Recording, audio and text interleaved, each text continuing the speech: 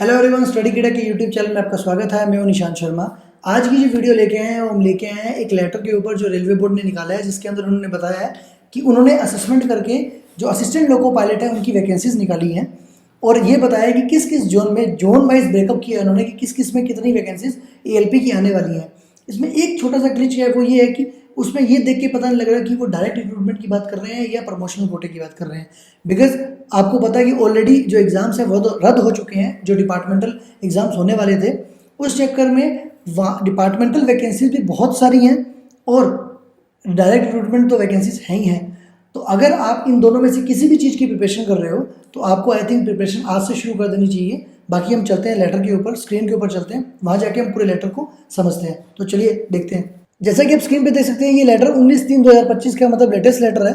Intent of vacancies of ALP for notification इन 2025।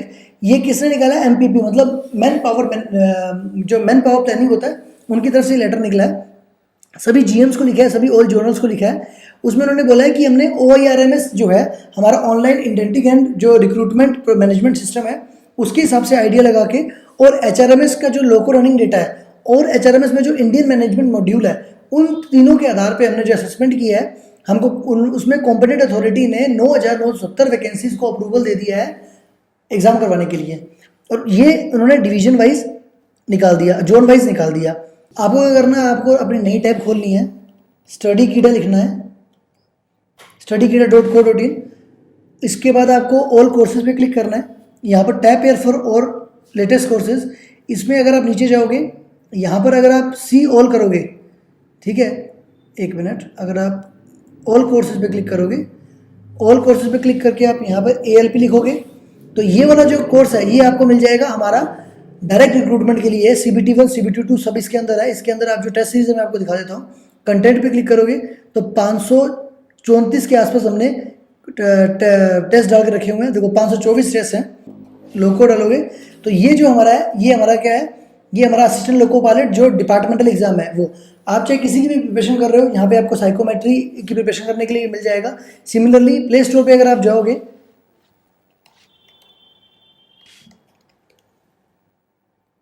और play store पे जाके अगर आप स्टडी कीडा टाइप करोगे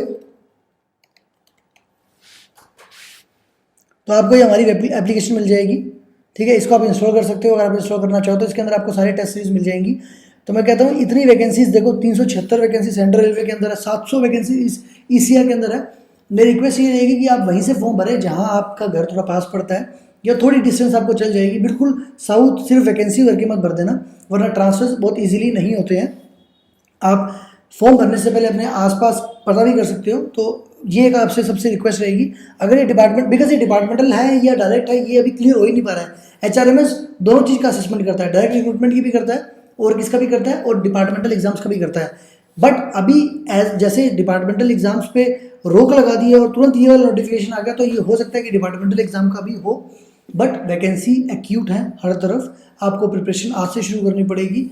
इसके नीचे भी इन्होंने लिखा है कि इसमें इन्होंने मेट्रो के बारे में बोल दिया कि ER और SCR जब भी इंडेंट प्लेस करें तो वो मतलब ER वाले 100 और SCR वाले 125 जो है, मतलब मेट्रो के जो लोग हैं वहाँ भी काम लेने वाले हैं, तो उनकी वैकेंसी भी ऐड कर दें।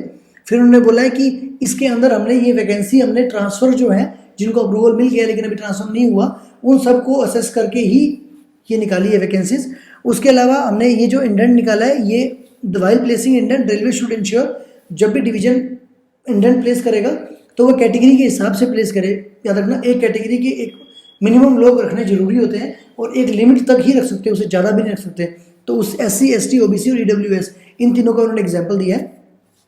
और लास्ट में और 5th पॉइंट है, immediate action should be taken by zonal railways for processing the revise indent through OIRMS in consultation with RRB Bangalore, who will take necessary action for providing the time window for finalizing the same within a period of week from the date of, मतलब एक हफ्ते के अंदर उनको जो भी ये place करना है ना, वो एक हफ्ते के अंदर करना पड़ेगा। RRB बेंगलोर जो है उसको मतलब कन्वेयर बनाया होगा उन्होंने, उसके थ्रू। तो अगर आप वापस से मैं करूँगा, अगर आप प्रिपरेशन कर रहे हो तो अच्छा मौका है। ALP बहुत अच्छी पोस्ट है, बहुत अच्छी खासी हैंडसम सैलरी मिलती है।